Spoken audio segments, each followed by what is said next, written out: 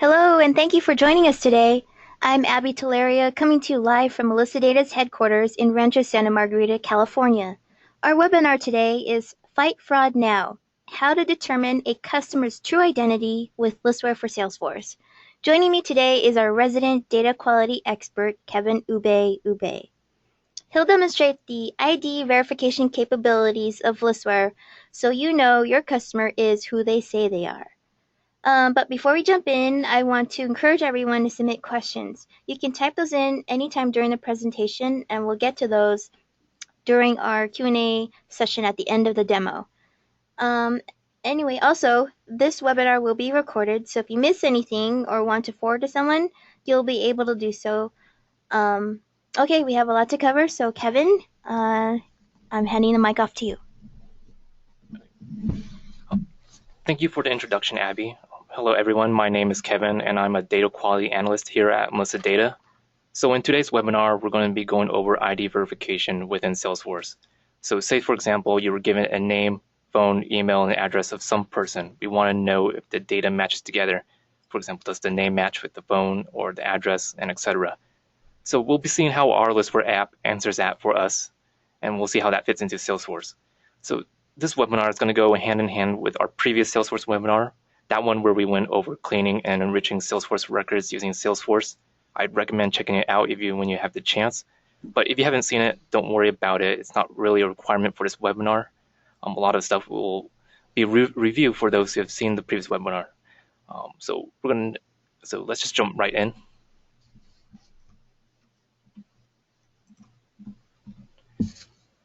So to start off, what is Listware for Salesforce? Listware is our data quality app designed to verify and enrich contact and customer data within Salesforce. On the screen, you'll see some benefits listed. So this app can verify and correct addresses, phones, emails, and names. This in turn leads to better sales and marketing efforts as you don't have to waste time and money dealing with bad and unusable data.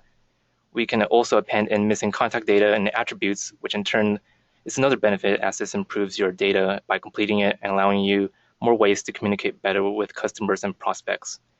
And then finally, Listware will allow you to look up demographic information for your customers, letting you know more about them. So this information includes data such as the date of birth, income, and occupation, which you can see would increase the effectiveness of your marketing efforts. With regard to demographics specifically, you can use that as another means of verifying someone, such as by checking their date of birth. So if someone gave them a date of birth, you use our app, use the demographic information and compare the date of birth as one means of verifying the person. So that's something you want to keep in mind as well. We'll take a look at that into more details later. So the first step when we take your data, the first thing Listware will do is we'll do a check on your data by standardizing and validating the address. So giving in the phone and email as well. So in this step, Listware does actually, this is a step that Listware does before actually verifying your data. So with addresses, Listware will determine if the address is indeed deliverable. It'll do stuff as well, such as adding in the zip plus 4s, the suites, apartments, and missing cities. With the phone numbers, what we can do is check if the phone numbers are dialable and identify them as business, residential, or cell numbers. Then finally, on email addresses, Listware can correct common typographical errors. So in this example up here, we have one. Some person may type in an email address, bob@yahoo.com, missing the H. But we can correct common misspellings in the email addresses. And then we also validate email addresses up to the domain level by examining the mail exchange records on that email domain. So that's checking standardization.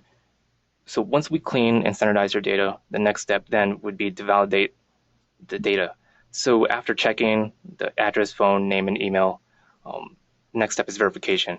So within the US and Canada, what we can do there is we could check if there's indeed a match between the contact's name and address. So for example, what's going on behind the scenes is we have a database of contacts. When you give us a name, when you give us a contact, so a contact will have a name, phone, email. And what we do is verify whether those pieces of data belong together. So being able to verify within a contact gives you a level of confidence on how good the contact data is. Now, the benefits of having something like this in your Salesforce org is that it helps reduce fraud, and it also helps you give an indication of how good your data is. So for example, you may try to contact someone, and then you realize you had the wrong email or phone number down for them, in which case you could use a tool like our app. You could run the entered data through our app, and then you could then ask the customer to confirm whether that data is correct or not based on our results. And then to add on to this in the demo, you'll see a couple options on how to specify which piece of data acts as eccentricity. So again, a contact has a name, phone, email, and address. You could pick between one of them, between one of those elements, and then Listware will check if all the other data components match against that. And then here we have batch processing. So some users already have a large amount of records in their Salesforce org that they may need to have standardized and verified. For that, Listware provides multiple ways to batch process records. You can start up records in a batch job, and that would process all records of a certain type. We also support processing through list views. So in the list view, you'll be able to select which records to process through. Listware out of the box allows contacts, leads, and accounts. But if you want to process other types of objects besides those three, such as custom objects, the functionality is available, and that's through by getting in contact with one of our sales reps and asking for an enterprise key. That enterprise key you will put into Listware, and then it will allow you to enter in your own settings and mappings for custom objects. So that's it for the slides. We're going to go into a demo right now. So I'm going to switch out of PowerPoint, and I'm going to go head into Salesforce. So I'm already logged into Salesforce. I'm in the sandbox, and I have the Listware app installed already. So you'll see in this app has a couple of tabs. There's administration, tabs for mapping, there's batch processing tab, and then there's a results summary tab. Let's take a look first at the administration tab. This is where you put the settings in for your installation. So this webinar's theme today was about ID verification, and that functionality is available for the US and Canada. You'll see over here in the administration tab, we have a tab here for US and Canada, which is also known as Personator, but basically it's the US and Canadian component within Listware. The first option you see here is a couple of options here. The first one deals with actions. So this lets you tell Listware which type of actions you want. Today we're going to be focusing on verify.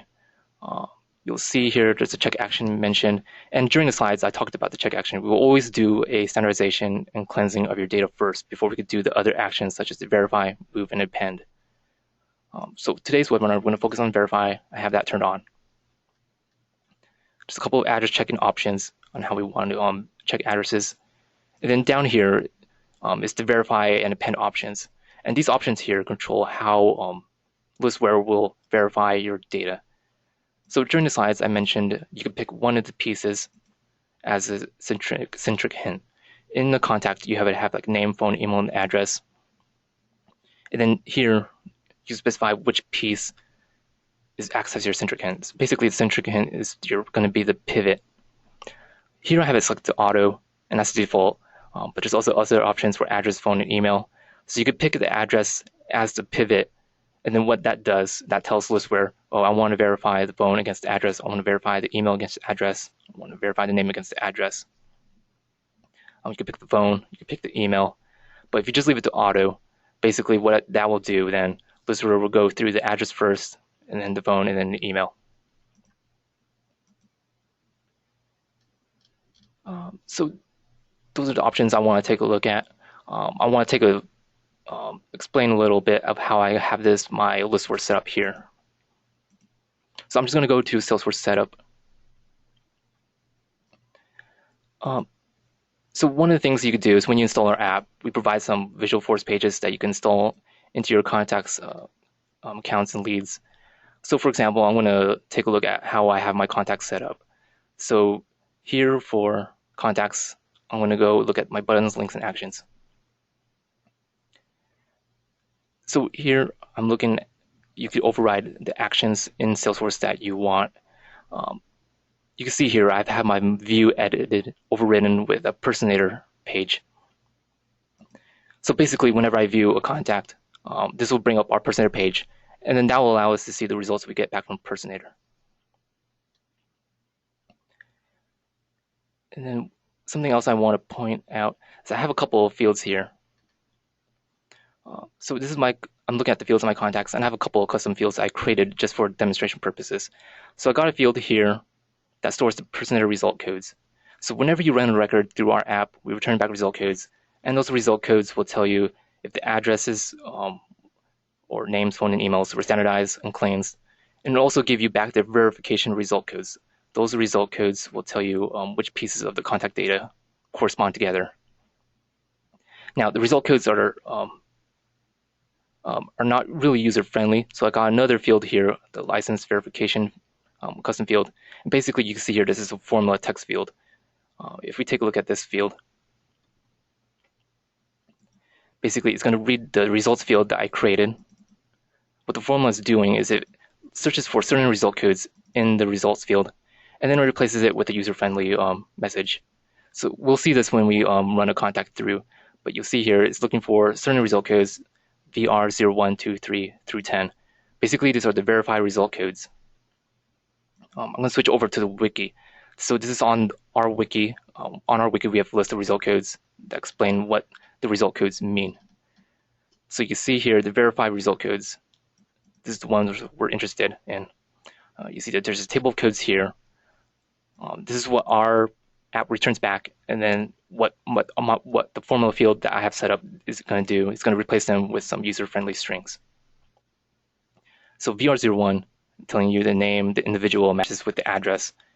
VR02 name matches with phone, and then etc. So I'm going to go back into Salesforce. So I showed that I have my Visualforce page set up. I showed the fields I have set in as well. I want to next explain how I have my fields mapped into Listware. So in this tab, Advanced Mappings, here we place in our actual mappings. So here again is the enterprise key I mentioned. If you want support for all objects, as you can see down here in this dropdown, it's showing me all objects in Salesforce. You would need to get in contact with sales rep and request an enterprise key from them. But basically here, if you take a look at the contacts object and how I did the mappings, now you see we have fields we can map in for the input and output. So the inputs would tell Listware which fields to look at, and then output tells Listware where to put in the results. So you can map in the name, phone, email, and address. You see this in this one, I already have it mapped in. And then in outputs, I have it mapped as well. In this case, most of the cases, it's going to be the same set of fields that you mapped into input. It's going to be probably in the output as well. Except in the output, there's a couple more fields, such as like this demographics field. So if you wanted those mapped into a field, you can map those in as well. And then we could also map in the result codes. So you can see in this case, I have it mapped into my Personator results field. That was the custom field that I showed earlier. Okay, so that's the mapping. Now let's see this in action. So I'm going to create a contact. In this situation, I'm going to just enter in the name and address.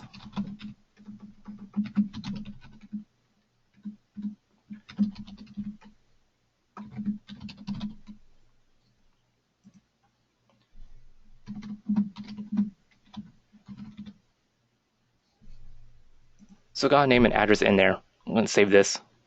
So when I save a contact, it's going to take me to the view.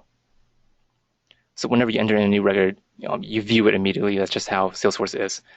But if you remember, and I showed you earlier that I've overridden the view with our custom Visualforce page.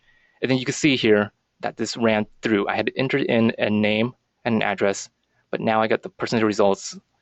And then this formula field is now interpreting the result codes there. So the result codes, as I mentioned earlier, tell you the results of the processing. They tell you whether the record is good or not. It tells you if you've made any corrections. It tells you the VR1s will tell you what verifies we had. So we had 3 here, VR01, 4, 5. And then using the formula field, it translates those result codes into user-friendly messages. So in this case, this record, we determined that the name matches with the address matches with the phone, and the address with the email. We verified those components. Now, you're probably wondering, oh, but I've only entered a name and an address. Where did the phone and email come from? Basically, what's going on here is back in the administration tab, I had the append action turned on. What happened in that case is that based on the address, it appended in the phone and then the email, and then that's why here and then verify the address matches with the phone, address matches with the email. So in this Visualforce page down here, you also see that this Visualforce page has changed the view of the contact a little bit. So we have this little dialog box here telling us the name, address, phone, and email have been validated. And then down here is what this Visualforce page allows us to see is complete response, the complete results from the personator, the US Canadian web service. So here again, it's just the result codes reiterated again. And then you see there's like some demographics here. I had demographics turned on in back in the administration screen, but you see here now we get like the date of birth, date of death. As I mentioned, you could use this as another means of verifying another person's identity. So if they provided you a date of birth, you could use our demographic append to check against that. And then if it didn't match, that would probably raise suspicion that maybe that person is fraudulent. So that was run record. I entered it in there. But what happens if you want to run a bunch of records?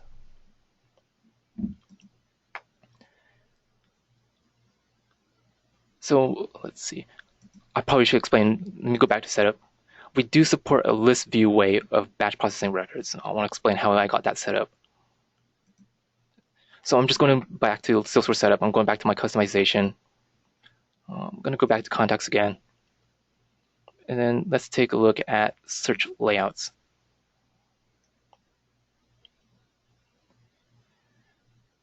So here in the search layouts, there will be a layout for the list view. And then in that list view, you could add in, let's take a look here. You could add in our personate button to that list view. So you see here, when you install the app for the first time, the personate button will be as available button, and then you can add it in there. Now, let's take a look at the list view of the contacts now. I'm going to go back to my contacts. And then I want to view all contacts. So I'm going to switch into the list view. So you can see in here, we're now in the list view. And then you can see up here, I have the personate button. So if I wanted to run a bunch of records at the same time, now you could check mark them. And then you could click on the personate button and it'll run them through. If you have a ton more records, so this method, you would have to, if you wanted to run all your records, you have to go through each page and then run them through, click the personate button. If you want an even more easier way to run a ton of records, we do provide a batch process tab here.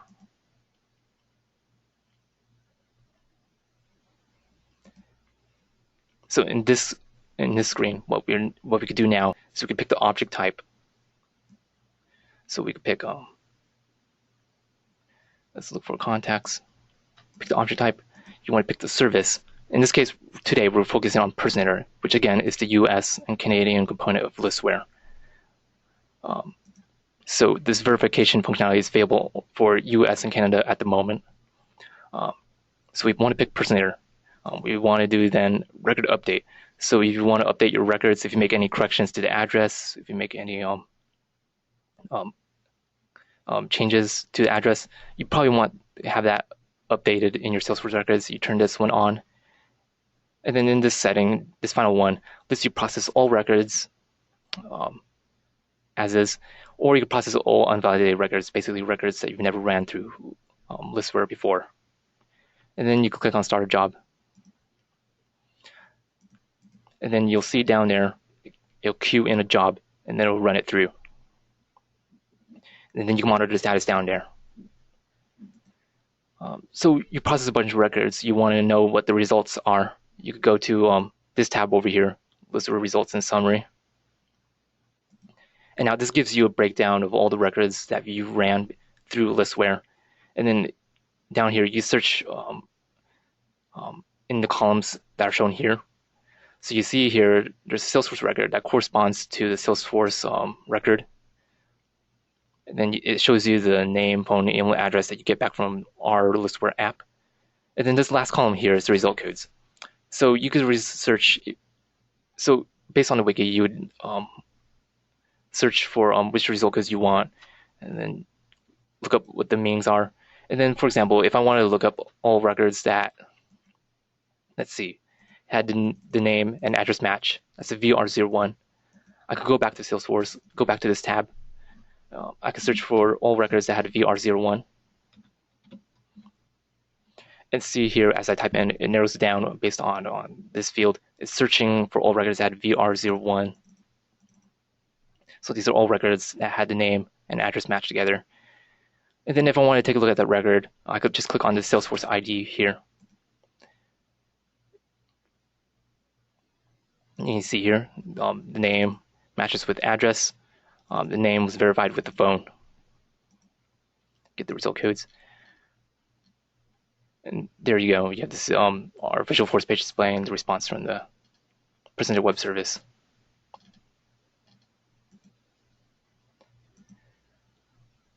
So that's pretty much it for my demo. Those are the batch processing and how to run a record one at a time. Now we're going to go into questions. Thanks, Kevin. As Kevin said, we're going to move into the Q&A section of the webinar. So if you have any questions, please type them in now. I want to remind everyone that I'll be sending out a link to a recording of today's webinar tomorrow, so you should expect to receive an email. Okay, the first question is, I use Personator manually now. How frequently are the lists it uses updated? I find sometimes the results say the name and address I put in match, but the person has moved to a new address. Yet when I do the same on the White Pages Pro, they verify the name and address I put in, and the address I put in is where the delivery is to be made. Who is more up to date? Okay, that's a very good question. There's a lot of things to answer about that question. So the first part of your question is how frequently are the lists our Personator uses? How frequently is it updated? So with regards to like the address data, that gets updated monthly. So we always check the addresses. Regarding address standardization and checking, basically determining whether an address is deliverable or not, we get our data from the USPS, and that gets updated monthly. Now, regarding the contact data, basically does the data that corresponds to the name to an address, the phone to the email, etc. That database gets built quarterly. We have a ton of data that we collect from a bunch of data sources. It takes us time to compile that into a single database. So that's done every quarter. Now, in cases you mentioned, the person has moved to a new address and so forth. That type of, if the person has recorded the move, if they filled out one of those forms with the USPS, the NCOA forms, we get that data monthly. So if they have that, so we're pretty up to date on that. If I go over here to the administration tab, so regarding moves and when people move, that could be handled using the move action. And basically, the move action goes back to the NCOA data. We also have data from other sources, but if the person had filled out an NCOA form, change of address form with the USPS, we would have their new address in there, and that would get updated each month. So hopefully that answers your question. So if you want the latest move information, you want to have the move action activated, and then you want to so when you get in contact with sales rep, just make sure you ask them for the move action for your use case.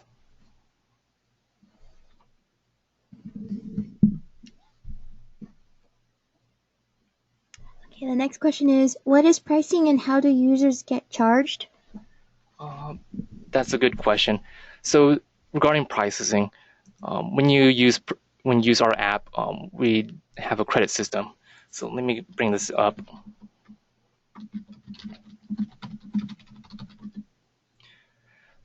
So our credit system applies through through our Listware products.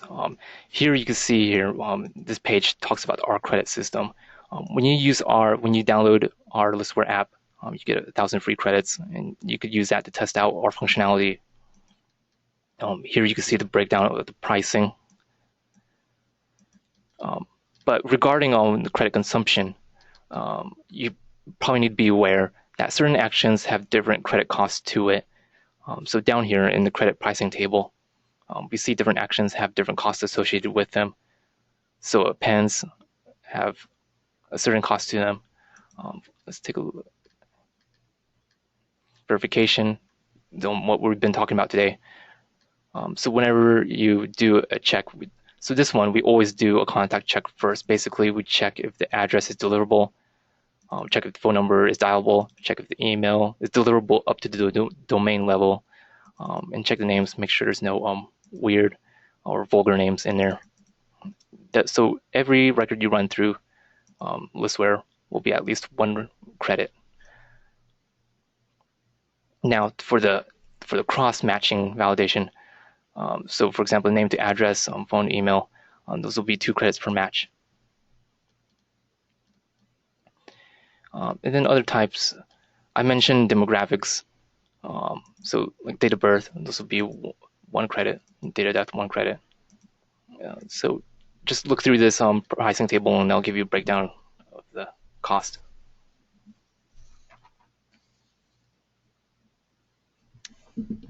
Okay, next question. How often can we expect your app to append in data? So regarding appending data, you should probably expect around a 20 to 30% append rate, given, for example, if you had a name and address, I would say 20 to 30 is a reasonable expectation for the append rate regarding the emails and phone numbers.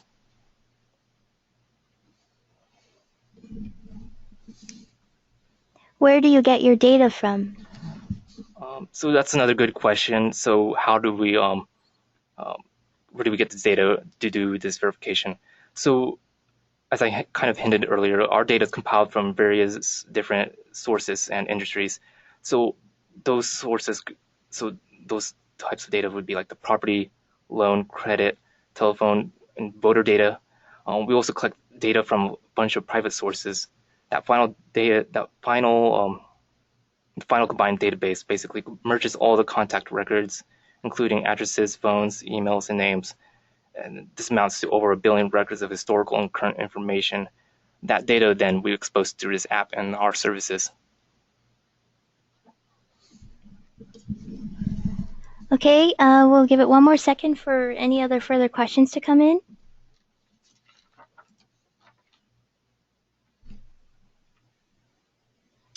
Okay, it looks like that's all the time we have right now. If you submitted a question that did not get answered, please contact Kevin via email or phone. His information is provided on the screen. And again, thank you for attending today's webinar. Have a great day. See you next time.